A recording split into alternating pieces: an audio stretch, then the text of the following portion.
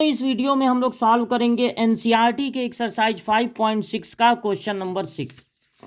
1 से 10 तक सभी क्वेश्चनों के लिए सेम इंस्ट्रक्शन है। If X and Y are connected parametrically by the equation given in question 1 to 10, अगर एक्स और वाई एक दूसरे से कनेक्टेड हैं पैरामीट्रिकली तो without eliminating the parameter, parameter को एलिमिनेट मत कीजिए, गायब मत कीजिए, फाइंड कीजिए dy बाई dx। क्या मतलब है इसका? देखिए, ये जो कैलकुलस की बुक है जिसमें आप लिमिट, डिफरेंशिएशन, फिर आगे चल के इंटीग्रेशन ये सब पढ़ते हैं, उसमें X, Y, Z, T, U, V, theta और फाई, इन्हें वेरिएबल के रूप में यूज किया जाता है।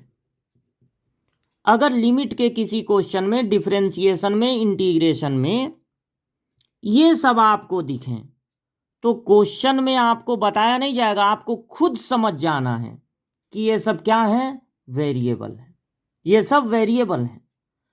अब पैरामीटर का क्या मतलब होता है? जब एक्स को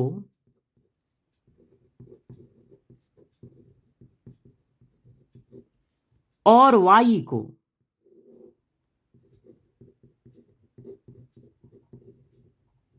अलग अलग किसी और वेरिएबल को, यहां पर मतलब है थीटा से, थीटा एक और वेरिएबल हो गया, एक्स और वाई तो वेरिएबल हैं, थीटा एक और नया वेरिएबल हो गया। तो जब एक्स और वाई को अलग अलग किसी और वेरिएबल के टर्म में डिफाइन कर दिया जाता है तो इसे पैरामीट्रिक इक्वेशन कहते हैं। और वो जो नया वेरिएबल आप यूज किए हैं, जैसे कि यहां पर थीटा, उसे हम लोग कहते हैं पैरामीटर। तो क्वेश्चन में कहा गया है without eliminating the parameter, parameter को एलिमिनेट नहीं करना है, इनकी मदद से एक ऐसा इक्वेशन पाने की कोशिश मत कीजिए जिसमें थीटा ना हो। थीटा को गायब करने की जरूरत नहीं है आपको, बल्कि यहीं से थीटा के रहते हुए ही आपको पता लगाना है dy बाई dx। तो देखिए क्या होगा, यहां से हम लोग फाइंड करेंगे dy बाई डी थीटा, यानी जो फार्मूला थीटा के रिस्पेक्ट में डिफरेंशिएशन करेंगे, यानी जो फार्मूला आप एक्स के लिए पढ़े हैं वो थीटा पर लगाएंगे, थीटा ही समझिए एक्स है। तो आपने पढ़ा है कि सिर्फ एक्स का डिफरेंशिएशन 1 होता है, फिर आप पढ़े हैं कि साइन एक्स का डिफरेंशिएशन कॉस एक्स होता है, ये भी पढ़े हैं कि कॉस एक्स का डिफरेंशिएशन माइनस साइन एक्स होता है। तो अब इस ए को आप नोट करेंगे क्योंकि ये वेरिएबल के साथ है मल्टीप्लाई के रूप में, तो इसका डिफरेंशिएशन 0 नहीं होगा क्योंकि ये वेरिएबल के साथ है, तो एज इट इज नोट हो जाएगा।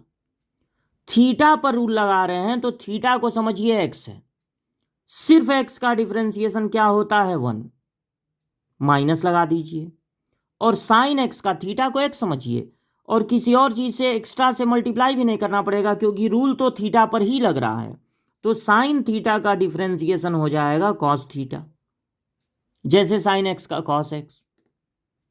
यहां पर देखिए, यहां से आप निकालिए dy बाई डी थीटा, सारा रूल थीटा पर, ये ऐसे ही नोट हो जाएगा क्योंकि वेरिएबल के साथ मल्टीप्लाई के रूप में है।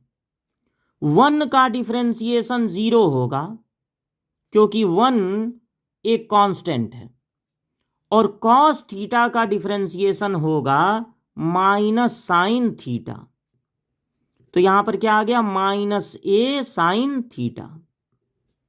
और यहां पर क्या मिला है, 1 माइनस कॉस दिख रहा है। तो देखिए, जब 1 में कॉस सब्ट्रैक्ट हो, फार्मूला याद कीजिए, जब 1 में कॉस सब्ट्रैक्ट हो तो इसे लिख सकते हैं 2 साइन स्क्वायर एंगल का हाफ।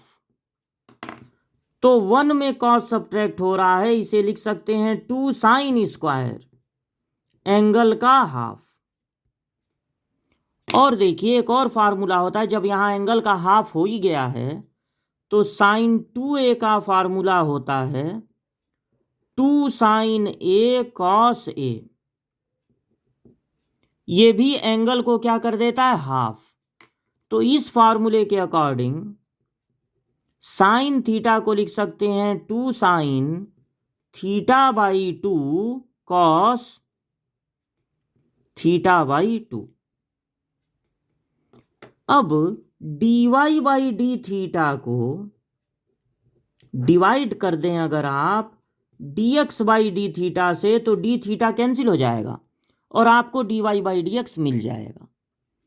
तो इस दूसरे वाले को मतलब -2a sine theta by 2 cos theta by 2 को डिवाइड करना है 2a sine square theta by 2 से, तो 2a कैंसिल हो गया, एक एक साइन भी कैंसिल हो गया, तो माइनस क्या बचा, कॉस बाई साइन।